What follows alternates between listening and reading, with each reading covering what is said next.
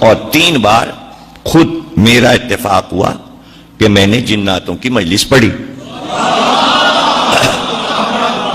عجیب بات یہ ہے کہ جب وہاں پہنچو تو یہ احساس نہیں ہوتا کہ ہم کہاں ہیں، تاکہ تجسس نہ ہو۔ وہ سوچنے نہیں دیتے کہ ان کا راز کوئی معلوم کرے۔ ہاں یہ ضرور ہے کہ جب بھی میں نے پڑھی مجلس تو آوازیں تو میں نے سنی، چہرے نہیں دیکھے، لیکن جو مجھے لینے آئے وہ جنات انسانوں کی شکل میں آئے، اور 6 مہینے پہلے انہوں نے مجھ سے مجلس کا وعدہ لیا، اور مجلس کا وعدہ صرف اس وجہ سے لیا کہ میں عرصہ دراز سے، آج سے 30 برس پہلے سے جناتوں کی ایک مجلس پڑھتا ہوں۔ ان کو وہ مجلس بہت پسند ہے، تو اسی کی فرمائش کی کہ ہمارے امام باڑے میں آ کے آپ وہی والی مجلس پڑھ دیجئے۔ یہ وعدہ انہوں نے 6 مہینے پہلے لیا۔ اب میں چلا جناب، وہ لینے آ گئے اپنی تاریخ پر، پہنچا اس جگہ سے تو بارہا گزرے تھے، لیکن وہاں سے جو نیا راستہ شروع ہوا وہ تو ہم جانتے ہی نہیں تھے کہ یہ کہاں سے آ گیا۔ اور پھر ایک ایسی جگہ انہوں نے سواری روکی کہ وہ دروازہ ہم نے پورے کراچی میں نہیں دیکھا تھا، سفید رنگ کا بڑا دروازہ، اس کے اندر لے گئے، بہت بڑا صحن، چاندنی کھلی ہوئی۔ اب وہ 2 جن میرے ساتھ جو لینے آئے تھے سفید کپڑوں میں، انہوں نے لے جا کے امام باڑے میں مجھے بٹھا دیا۔ میرے ساتھ 2 آدمی اور بھی تھے، وہ موجود ہیں میرے گواہ، وہاں بیٹھ گئے۔ سناٹا اور لائٹ کا نام و نشان نہیں، روشنی نہیں، اب اندھیرے میں سائے نظر آ رہے ہیں، اور میں کہہ رہا ہوں بھائی مجلس کب شروع ہوگی؟ کہنے لوگ آ گئے، بس اب شروع ہونے والے۔ میں نے کہا لوگ تو کوئی نہیں دکھائی دے رہا، اب اندھیرے میں بھی آنکھیں پاڑ کہ نہیں آپ پریشان نہ ہو، لوگ آ گئے ہیں، مجلس شروع ہونا اتنی دیر میں سوستانی شروع ہو گئی۔ تب محسوس ہوا کہ گریا کی آوازیں آ رہی ہیں، یعنی یہ سب بھرا ہوا ہے، پورا امام باڑہ بھرا ہوا ہے، اتنی آوازیں آ رہی ہیں۔ پھر میں ممبر پہ گیا، میں نے مجلس پڑھی، فرمائش تھی ان کی کہ جناب سکینہ کی شہادت پڑھیے گا اور جعفر جن کی مجلس پڑھیے گا۔ خیر جب میں نے شہادت پڑھی تو اتنی دیر میں تابوت برآمد ہوا۔ اب جب میں ممبر سے اترا تو میں نے دیکھا سفید پھولوں سے سجا تابوت شہزادی کا صحن میں آیا، لیکن کوئی اٹھانے والا مجھے نظر نہیں آ رہا، بس وہ ہوا پہ رما نظر آیا۔ مجلس ہو گئی، انہوں نے مجھے تبرک دیا۔ 8 دن تک تو وہ تبرک ختم نہیں ہوا، بلکہ کئی گھروں میں بانٹا گیا۔ اس طرح رابطہ رہا۔ پھر لاہور میں 2 جن ایک امام باڑے میں آ گئے تھے، اور انہوں نے علم کے نیچے اپنا مسکن بنایا، موج دریا روڈ پر خیمہ سادات میں۔ یہ قاسم یہاں موجود ہیں، آپ کو بتائیں گے، یہ شریک ہوئے ان مجالس میں۔ 20 محرم کو یہ جنوں کی فرمائش کی مجلس میں لاہور میں عرصہ دراز تک پڑھتا رہا خیمہ سادات میں، اور وہاں جو دونوں جن رہتے ہیں ان کے نام بھی مجھے معلوم ہے اور میں نے ممبر سے بتا دیے تھے۔ ایک کا نام قیصر حسین ہے، ایک جن کا نام ہے، دوسری خاتون ہے، اور وہ علم کے نیچے 3ری منزل پر وہ لوگ مسکن بنائے ہوئے ہیں۔ تو جب خیمہ سادات میں ہم جاتے ہیں تو وہ فرمائش ہوتی ہے کہ جنوں والی مجلس پڑھ دیجئے۔ اس میں بڑا مجمع ہوتا ہے، پورا لاہور ٹوٹا ہوتا ہے، سڑکیں بند ہو جاتی ہیں۔ ادھر کئی برس سے لاہور جانا نہیں ہوا اور میں وہ مجلس نہیں پڑھ سکا۔ ایک مجلس اور میں نے جنوں کی پڑھی، ایک جنوں کی مسجد لکھنؤ میں بھی ہے۔ اگر اور سارے قصے آپ کو بتاؤں گا تو بہت طویل ہو جائے گا۔ مختصر یہ کہ جس مجلس کی فرمائش جنات مجھ سے کرتے ہیں وہ مجلس میں آپ کو آخر میں سنائے دیتا ہوں کہ ان کو یہ مجلس کیوں پسند ہے۔ وہ واقعہ یہ ہے کہ ایک بزرگ یہ کہتے ہیں کہ ایران کے کتب خانے میں جو روضہ امام رضا ہے وہاں ایک کتاب خانہ ہے، اس میں ایک کتاب دریافت ہوئی تھی، تو اس میں ایک بزرگ نے اپنا واقعہ یہ بیان کیا تھا کہ میں تاجر تھا اور میں تجارت کے لیے باہر جایا کرتا تھا کشتی کے سفر پر، اور میں اپنا مال کشتی پر لے کر جایا کرتا تھا۔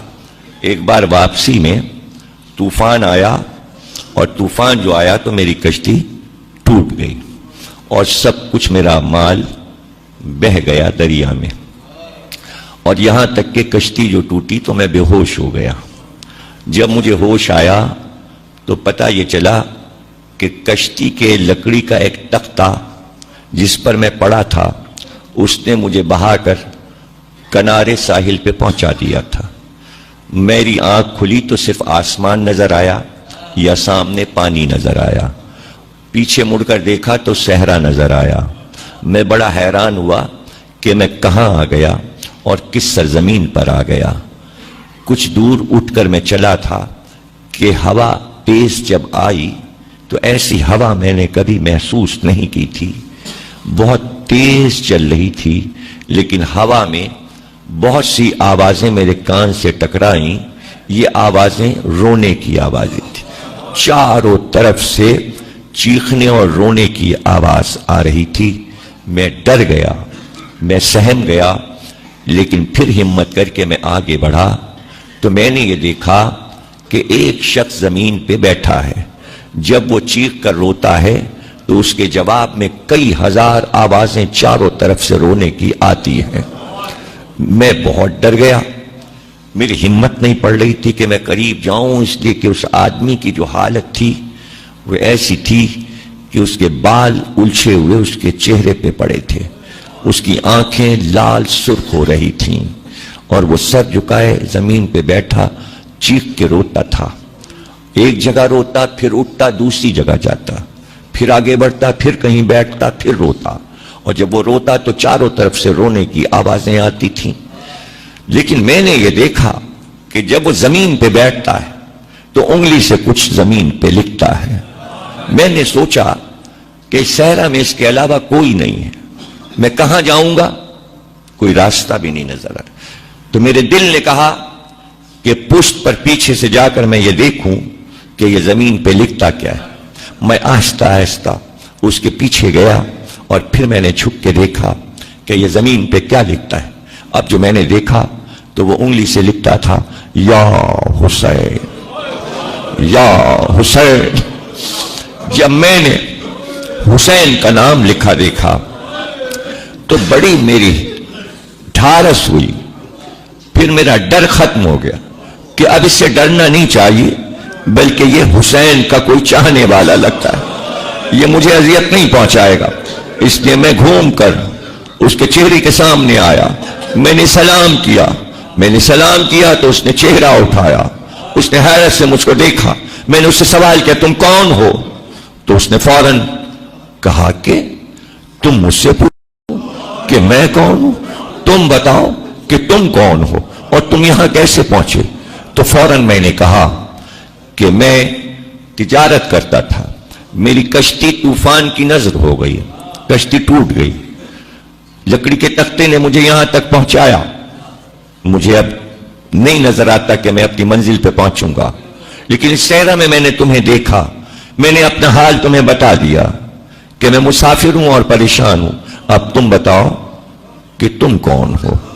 میں تمہارا نام اس لیے پوچھنا چاہتا ہوں کہ تم میرے مولا کا نام یہاں پر کیوں لکھ رہے ہو. میں نے اس سے کہا اس نام کی قسم مجھے بتاؤ تم کون ہو. تو اس نے کہا مجھے حیرت ہے کہ تم یہاں تک کیسے پہنچے, اس لیے کہ یہ صحرا ملک عدم کا کنارہ ہے. یہ دنیا کا وہ حصہ ہے جہاں آدم ذات نہیں پہنچ سکتا. تمہیں کسی طاقت نے یہاں پہنچایا ہے اور تم اس نام کے بارے میں پوچھتے ہو. یہ میرا آقا ہے, میں اس کا غلام ہوں. کہا تم کون ہو؟ تو اس نے سر جھکا کر کہا میں زعفر جن ہوں, میں جنوں کا بادشاہ ہوں.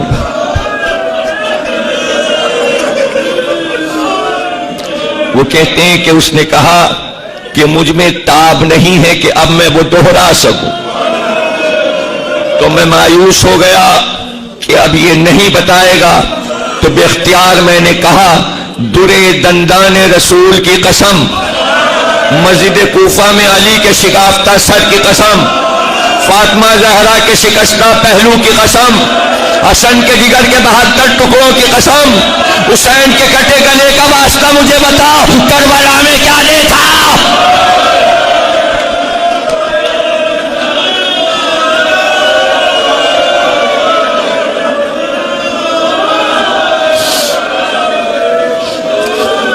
دیکھ کر رونے لگا ظافر دن. جب ہوش آیا اس نے کہا تم نے اتنی قسمیں دی ہیں تو سنو. میرے تاج پوشی کا جشن ہوتا تھا میرے دربار میں. تمام جنات میرے دربار میں حاضر ہوا کرتے تھے.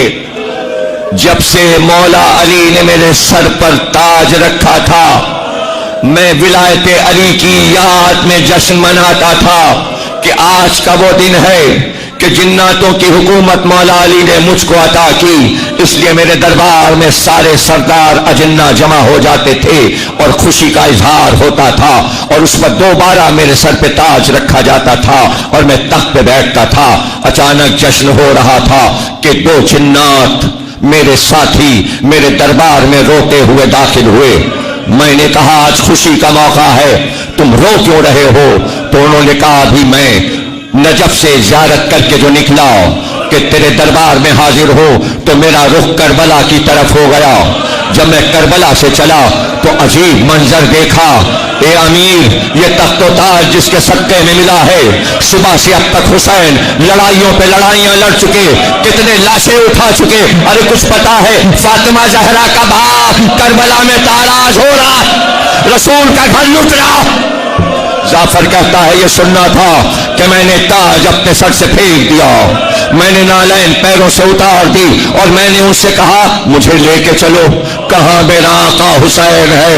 ظافر کہتا ہے میں نے اپنی فوج کو حکم دیا کہ پوری فوج تیار ہو جائے اور فضا میں آ جائے. میرے ساتھی جن آگے آگے فضا میں پرواز کرتے چلے پیچھے پیچھے میں اور میرا لشکر سارا ساتھ یہاں تک کہ جب میں پہنچا عراق کی سرزمین پر تو مجھے دریائے فرات نظر آیا. دریائے فرات کے کنارے مجھے ایک شیر کا لاشا نظر آیا جس کے دونوں شانے کٹے تھے. میں نے اپنے ساتھیوں سے پوچھا یہ کس کا لاشا ہے؟ اس کا چہرہ تو علی جیسا ہے. تو میرے ساتھیوں نے کہا یہ حسین کا علمدار عباس مارا گیا ابھی ابھی.